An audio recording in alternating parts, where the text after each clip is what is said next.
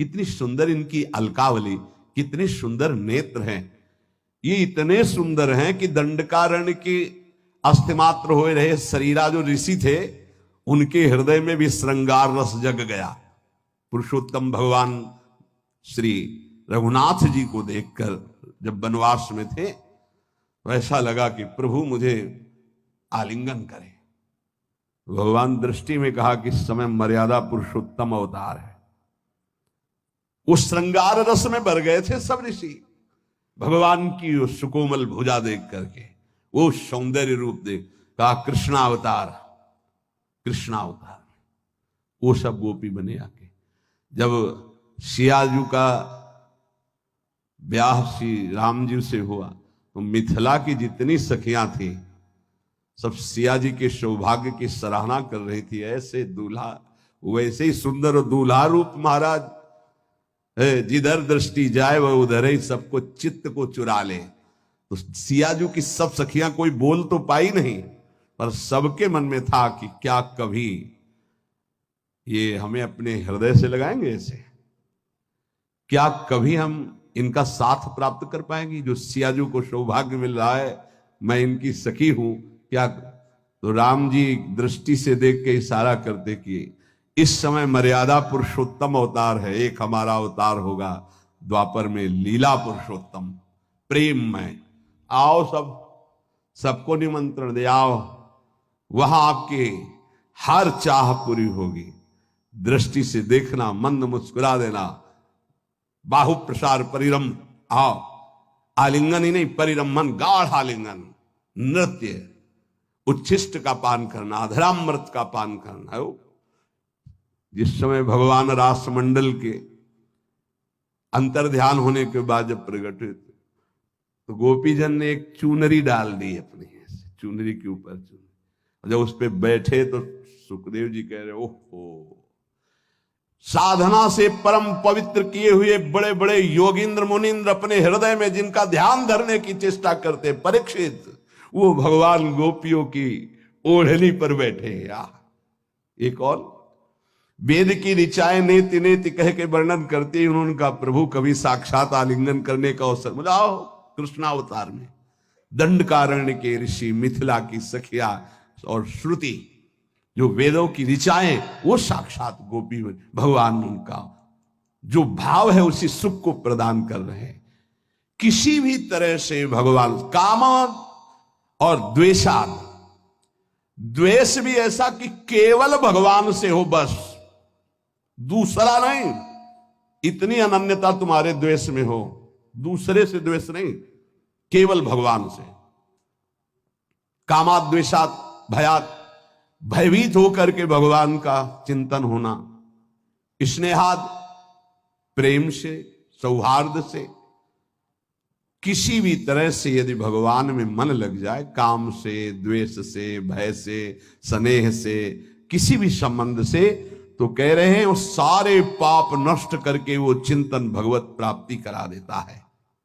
इसलिए ये यथा माम प्रपद्यन्ते तास तथैव भजाम्यहम्, हम भगवान कहते जो मुझे जैसे भजता है मैं उसको वैसे भजता हूं।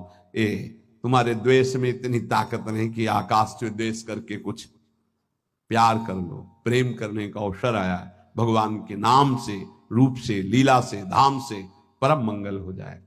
एक बार हृदय में फिर बैठा लो।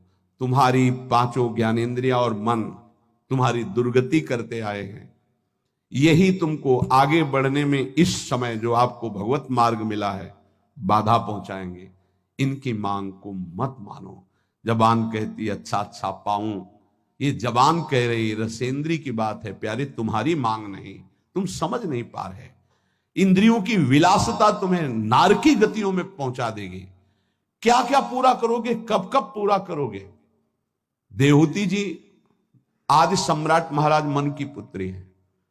जब करदम जी से ब्याह हो गया, चले गए मन शत्रुपा जी, वो तो अपनी साधना में, सेवा में लगी रही। कई वर्ष तक कोई चेष्टा नहीं। आंख खुली, एक दिन देखा तो झुर्रियां पड़ रही हैं, शरीर सूख गया। कहां राजकुमारी और कहां एक ऐसे महान तप संपन्न ऋषि की सेवा पति रूप से। क्या चाहते हो तुम? बहुत कृश हो गई हो, क्या चाहते हो? अब भगवान गृहस्थ में तो पाणी ग्रहण जैसा भाव हो गया, लेकिन गृहस्थ धर्म की पूर्ति तो हुई नहीं। अच्छा, तो इस सरोवर में स्नान करके आओ। जे ही सरोवर में डुबकी लगाई, ऐसा सुंदर रूप स्वस्थ प्रकाशित हुआ। संकल्प किया, कितने खंड का विमान तैयार हो गया। देवराज इंद्र के पास भी वो विमान नहीं। ऐसा आकाशचारी देव गंधर्वों को भी मोहित कर ले ऐसा विमान, और सब विश्व ब्रह्मांड की भोग सामग्री 9 रूपों में अपने आप को विभाजित किया।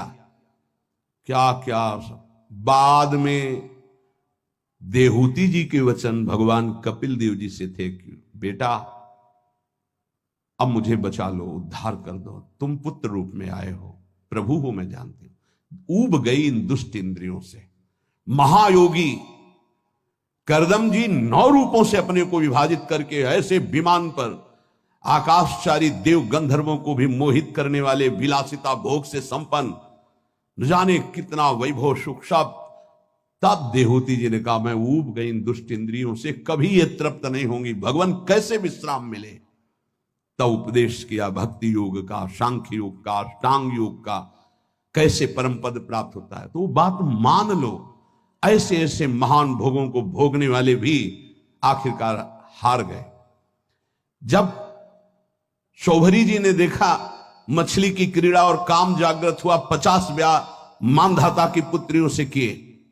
मानधाता ने विचार किया कि ये ऋषि क्या सुख दे पाएंगे हमारी राजकुमारियों को। तब कहा कल आना और यमुना किनारे देखना करके, तुम्हारा स्वागत करने के लिए कुछ हमारे जन भी होंगे। सोचा पता नहीं फूस की झोपड़ी बनाई होगी। आकर के ऐसे नगर की रचना की संकल्प से कि देवराजेंद्र के पास अमरावती में भी ना वो महल था, ना वो शोभा थी, ना वो संपत्ति थी। तप के द्वारा ऐसा नगर रच दिया। स्वागत हुआ महाराज मानधाता का। आश्चर्यचकित थे कि मैं सम्राट हूं, मेरे पास तो ऐसा कुछ नहीं जो एक इस योगी के पास है। 50 राजकुमारियों से गृहस्थ धर्म का बड़ा वैभव। फिर एक दिन एकांत में बैठे, हाय हाय मच गया, क्यों मैं कहां था, कहां आ गया, अपने तप का क्या प्रयोग कर डाला। तब वो एक श्लोक गायन किए थे जिसका प्राय हम चर्चा करते रहे। संगम त्यजेत मिथुन वृतिनाम मुमुक्षु सर्वात्मना न विसजेत बहिरिंद्रियाणि। इंद्रियों को इतना दुलार मत करो, नहीं तो नष्ट कर देंगी। ऐसा नष्ट कर देंगे पूछो मत।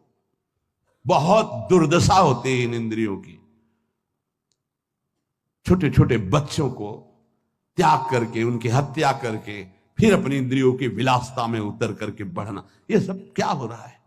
इंद्रियां कितनी निकृष्ट होती चली जा रही हो। हम साधक होके, भगवत मार्ग के पथिक होके, जान करके अगर इंद्रियों को दुलार करेंगे तो प्यारे कोई नहीं बचा पाएगा।